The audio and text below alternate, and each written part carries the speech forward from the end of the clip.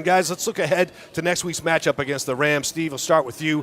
They seemed a little rejuvenated with Baker Mayfield, yet still kind of an up-and-down team as they come in here for their final game, too. Well, I like finishing against a division opponent. You know, we know each other. We know the Rams. Even with Baker Mayfield at quarterback, we know what they want to do.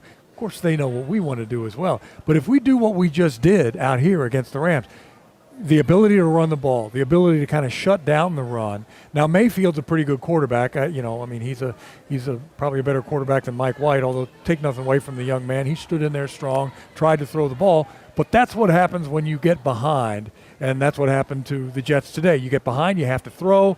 I venture to say that when the Rams come in here, if they get behind to us, you force Baker Mayfield to throw, he's going to throw some balls to us.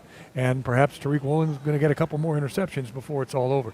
But the Rams are going to be a great test, and it's going to be fun to play them, the final regular season game. And then there are some things that you can't control, but the one thing you can control, just win that football game. Yeah, and Walt, as a former player, of course, Hall of Fame caliber, when you know you're going to that last game of the season and there's so many variables, how tough is it to stay up here mentally that you have one game to worry about? Let's not worry about looking at the scoreboard. It's definitely it's tough to do it, but I think, like you say, you have to stay focused and understand that you got one game left. It's a division game, and you got it at home. So anytime you get a chance to get a game at home, that you got to feel good, especially for these young guys. These guys are still kind of trying to figure out what it takes to get to the playoff and see what the playoff is all about. But still, again, you can't think about it. But these guys are talking. You know, it's too much stuff out there. You know, you got media, you got the social media, so they're seeing what's going on and seeing what they have to do to get into the playoff. But still, again, you have to control what you control, and what you control is what you do next Sunday.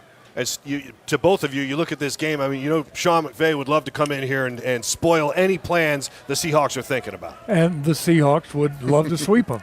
I mean, it's as simple as that. And you know, it's the kind of thing where you have the opportunity here at home. What a statement you could make if the Lions do their job, if they figure out a way to beat Green Bay at Lambeau, which is not easy to do. But Lambeau's been beaten in the playoffs there at home by teams like in the South, Tampa, Atlanta. Teams have gone up there and beat them. So it can be done.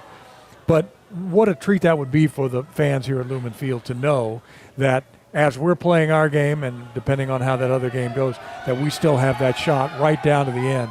If you win, you're in again. But Green Bay has to lose one. It's just going to be fun. And for the fans, even if we can't get in, just to play the Rams here. And then after the game, if you get a big win, what a way to celebrate with the 12s after that. Yeah, what a great finish would be to the season, Walt, at 9-8 at that point. Oh, definitely. It'll be fun, you know what I'm saying? Get a chance to be in a game like the NFL does a great job of making sure that these games mean something at the end. Usually you play in these games don't mean nothing. So now I think that the cool thing about it that this game means so much to a lot of people next week, so I'm looking forward to it. Yeah, well, they'll kick it off at the same time. There'll be no scoreboard watching, and they just got to play their game. So we'll see what happens next week. For Steve and Walt and Chris Egan back in the King 5 studios, I'm Paul Silvi. Thank you for joining us here on the fifth quarter. We'll see you next week.